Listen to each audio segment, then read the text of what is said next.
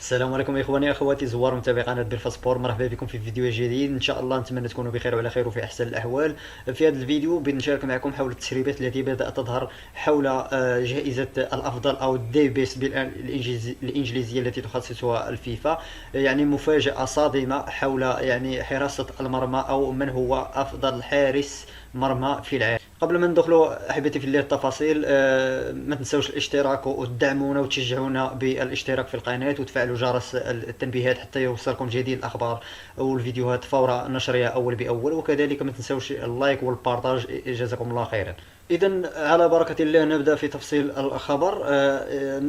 يعني إذا هناك تقارير صحفية بدأت تخرج من هنا ومن هناك، وكذلك التسريبات التي بدأت تظهر من حين إلى آخر حول يعني جائزة الأفضل أو الدي بيس بالإنجليزية، يعني الجائزة التي تخصصها الفيفا لأحسن حراس العالم. إذا كما تقول هذه التسريبات أو التقارير، فإن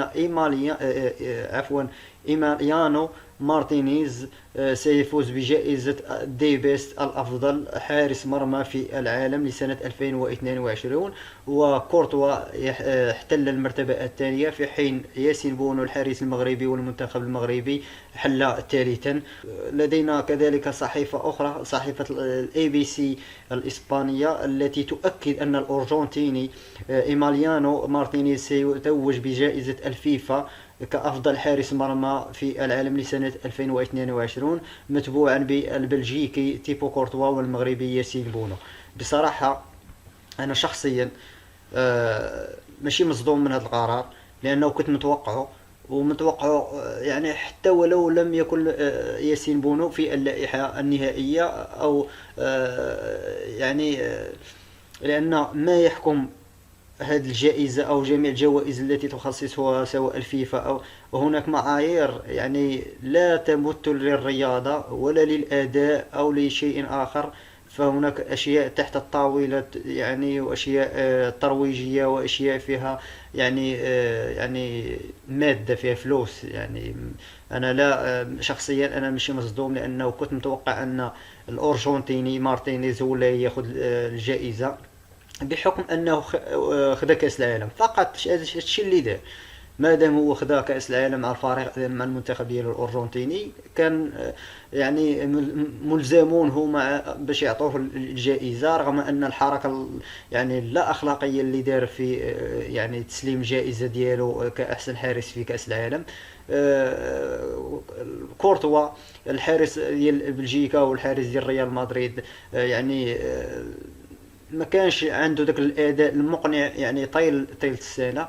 وإلا جيتي تشوف ان ياسين بونو راه عنده واحد الكارير تبارك الله، واحد العام ولا عامين، نهضروا غير على هاد العامين، راه كان تبارك الله خدا يعني جائزة زامورا بأنه يعني أكبر حارس اللي يعني اللي دار اللي كلين شيت وحافظ على الشباك ديالو، وصل مع المنتخب المغربي الى نصف النهائيات، توج مع يعني شبيبه او عفوا مع فريقي سيفيا او اشبيليا ب يعني كاس الاتحاد الاوروبي. يعني يمكن ربما تجيكم انتم صدمه، وانما انا شخصيا اخواني اخواتي ما جاتني صدمه، بحكم ان كان متوقع ما دام ان يعني في كاس العالم والحارس المنتخب الارجنتيني خدا احسن حارس. راه كنت متوقع انايا بانه ياسين بونو ولا كورتوا انهم غادي ينالوا هذه الجائزه ديال احسن حارس في العالم. يعني كما قلت لكم هناك اشياء امور خارج نطاق الرياضه وخارج نطاق يعني الامور المتعارف عليها. للتذكير فان